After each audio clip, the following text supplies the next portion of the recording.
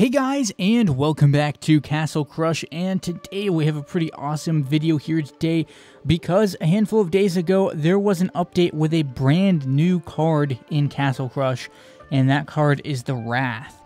And this card is pretty interesting. 5 mana epic card here, and the big thing about this card is that it does pretty good attack and it takes no damage from magic spells.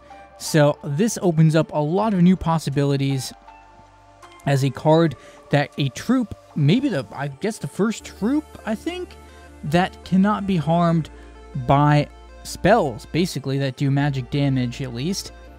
And those spells include all kinds of things such as arrows, inferno, I assume shock, and let's see what else there was. What is it? Here we go. Yeah, Inferno and Lightning.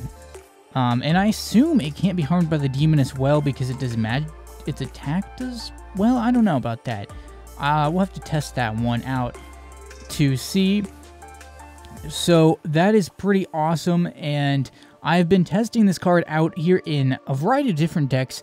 Mostly, I have one that does rushing, and then I have one that just uses it with statues, so we'll explore one of those today, maybe, and then maybe another one a different day. But first, we need to open up this magical chest here that I've had waiting around, and can we get something good out of it?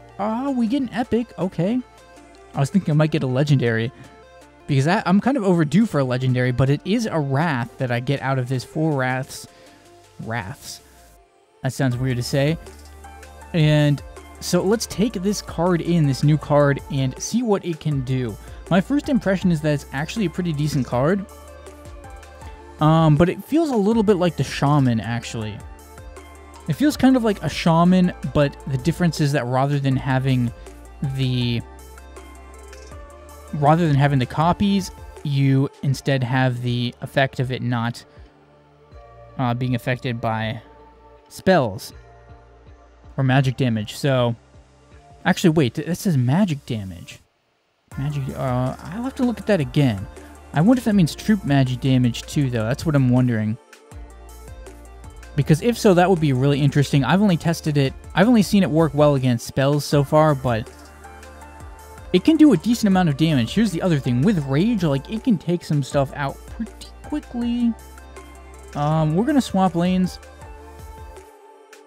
And I guess we'll play the pirate over here. Unfortunately, this boneyard is becoming pretty obsolete quickly, but maybe this ×2 will allow me to work it back into the picture.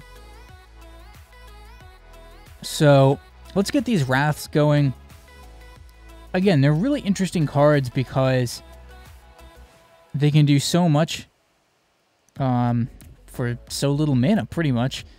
I guess they're 5 mana, but still, I mean, they're hard to take out. That's the big thing about the Wrath, is that they're really difficult to take out. But like the Shaman, though, they don't actually have that much health.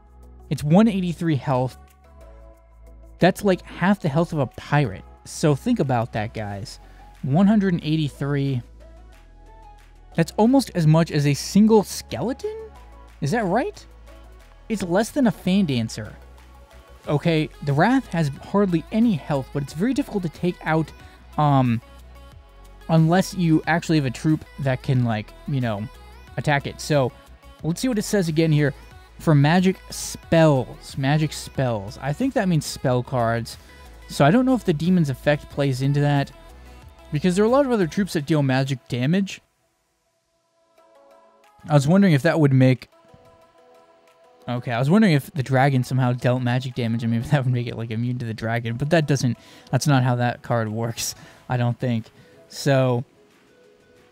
area damage, his magic... I don't think... We'll have to see if the mage is still affected by it. But I know for certain that lightning, inferno, you know, like, I think shock and arrows, probably balm as well, don't work against this card. So that makes it really interesting. I faked out, like, a ton of people with this.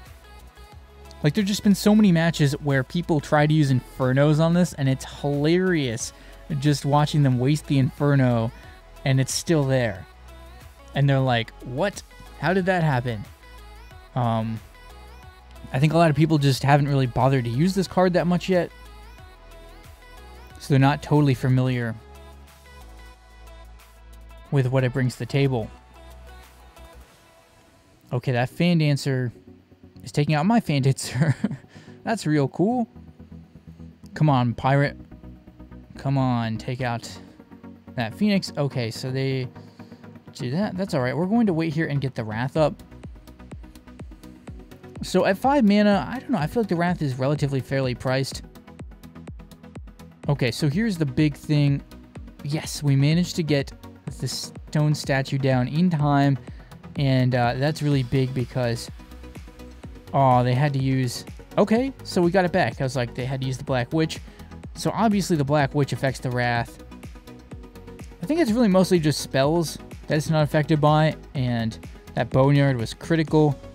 We don't need to do a whole lot else here because they can't really stop me. And it's really funny, this strategy of using the Wrath and like a pirate behind the statues, it just works for some reason. So if possible, maybe I'll try and come up with like a 6 mana for like the 6 mana game mode, like a Wrath deck for that. I feel like it would be pretty fun. Of course, it's 5 mana, so who knows how it will necessarily work in there. I feel like it'd be really good if it were 4 mana. 5 mana, it's okay. I mean, is it better than a pirate? The pirate, you know, because the pirate is also a card that fits into this deck, and the pirate's a little bit different. I mean, I think definitely the big thing is the fact that it's not affected by spells. And I think it's a really big deal that it isn't. But I don't know. We'll have to see here how this works because... But you can see right here, like, its ranged attack is quite powerful. Look at that. Look at it taking out that 8 pirate, but then, see, it goes down instantly. They tried to get rid of it, and they couldn't. They were not able to do so. And they take out the thing in front of it, and now I'm going to put a spiked statue there. And it might take them out. This Wrath might take them out. All right. Oh, no. Why the Jester's, like, pushing it back. Oh, that's terrible, man. That is flippin' terrible. Come on, come on, come on. Take it out. Take it out. Take it out. We're not going to lose this one right here. Come on, man. Come on. Come on. We can't lose this now. We cannot lose this now. No. I need a standard bear. Come on, come on, come on. No standard bear. Ah, what? I'm sure there must be a better strategy for this card. I feel like this one's a little bit spotty, but, you know, I do feel like it illustrates what this card is good at, which is basically kind of what the Shaman's good at, doing a lot of damage from, like, behind other cards. But the Shaman has the advantage of not knowing, like, where it is, and this card doesn't have that. Like, they know exactly where it is, so it really has to be behind something, otherwise they are going to get it. So look at all these skeletons here. They're going to take some of those out. And we'll get a Fan Dancer going again. They don't seem to really be playing skeletons, though, so... Yeah, we can swap lanes real easily here. And then... they might play an Inferno or something. Now, this isn't too bad. If we can play a Rage, we should be in decent shape. This should take out a lot of their health, except, or would have. Oh, no, no, no. Come on, man. It's going to take out the Wrath. That's unfortunate. And now we have to really, really push here. Come on, guys. Really push. And we got it. Nice works. Nice work. The other deck I was using, like I said, has a Golem, but again, we'll explore that in a different video. I just think that could also be a pretty interesting way to use the Wrath as a card behind the Golem. But in this deck, it's mostly behind the statue and the spiked statue, and sometimes I use it behind the Jester. But it's not always ideal behind the Jester. It kind of depends on what your opponent is going to play. So we can play right here in the middle lane. And it kind of sucks they're going to play what they're doing there, but I think it should allow us to do some things. Yes, we managed to take it out. Now we can do the vampire against that executioner and try to really give them some more trouble. We'll do spike statue. And then the 2 fan dancers out here for maximum penetration damage. And that was enough to pick up that win and unlock ourselves a victory chest. So let's see what's inside.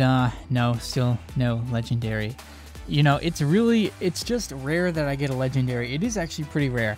I mean, when I think about, I've been playing fairly regularly, and the last legendary opening video I did was quite a while ago, and that was from a free chest. But it has been quite a while. Luckily, it hasn't mattered because there haven't been any new legendary cards. So, no new legendaries. Certainly has made it easier for me not having to try and acquire them. But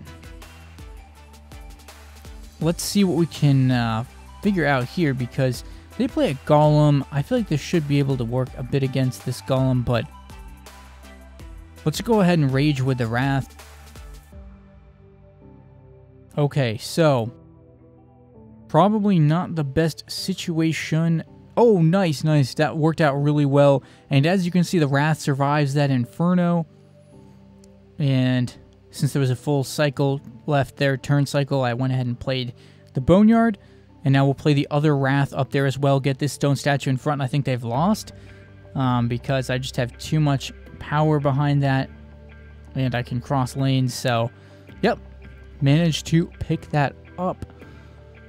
So that is going to do it for this video. Staying at 4452 trophies. So leave a like if you enjoyed. Let me know what you thought in the comments about this video and what other types of content I should create.